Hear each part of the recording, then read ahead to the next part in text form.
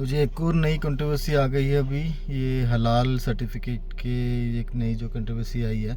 तो इसके बारे में आपने काफ़ी सुन भी लिया होगा, देख भी लिया होगा, और न्यूज़ पे काफ़ी पॉलिटिकल और रिलीजियस इसके आपने एस्पेक्ट्स भी या दोनों चीज़ें आपने सुनी होगी। तो मैं यहाँ पे केवल इसके बारे में हम बात करेंगे इकोनॉमिकल पॉइंट ऑफ व्यू जो इसका है।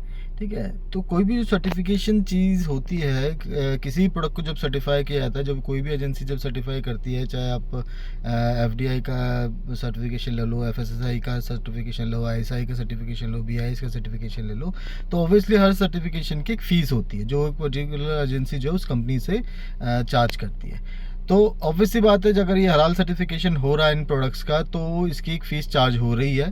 ठीक है, काफ़ी अच्छी चार्ज हो रही है, और उस जो फ़ीस के जो अमाउंट होता है, वो जो फ़ीस होती है, वो ऑब्वियसली कोई भी कंपनी खुद तो एब्जॉर्ब नहीं करती, वो पास ऑन होती है कस्टमर के ऊपर।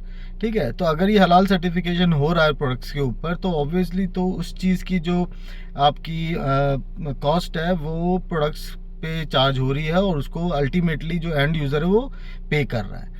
तो यहाँ पे कहना मेरा ये है कि अगर ठीक है, किसी को अगर हलाल सर्टिफाइड प्रोडक्ट चाहिए तो वो ले, बिल्कुल उसमें कोई गलत बात नहीं है, वो उसको बिल्कुल ले सकता है। लेकिन जिसको हलाल प्रोडक्ट नहीं चाहिए, वो उस हलाल सर्टिफिकेशन की कॉस्ट क्यों दे जो कि उस प्रोडक्ट के अंदर ऑलरेडी इंक्लूडेड है।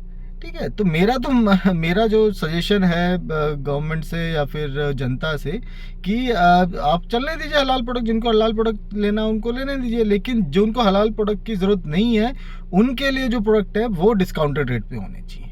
ठीक है, तो हर प्रोडक्ट का दो रेंज होनी चाहिए, एक होता है हलाल सर्टिफाइड और एक होता है विद नॉन हलाल सर्टिफाइड। जो नॉन हलाल सर्टिफाइड हो ऑब्वियसली सस्ता होगा हलाल सर्टिफाइड से। तो आप दोनों प्रोडक्ट लॉन्च कीजिए मार्केट के अंदर, फिर लेट द मार्केट डिसाइड कि उनको क्या चाहिए।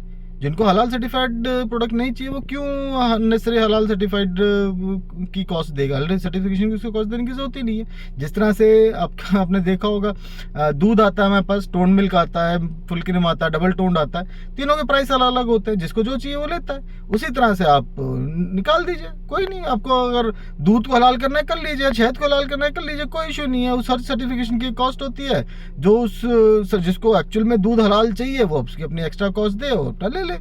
जिसको हलाल दूध नहीं चाहिए, हलाल सर्टिफिकेशन नहीं है, उसको वो क्यों उस हलाल सर्टिफिकेशन की कॉस्ट देगा। तो सिंपल सा सॉल्यूशन है, कोई इशू नहीं है। Okay, bye bye.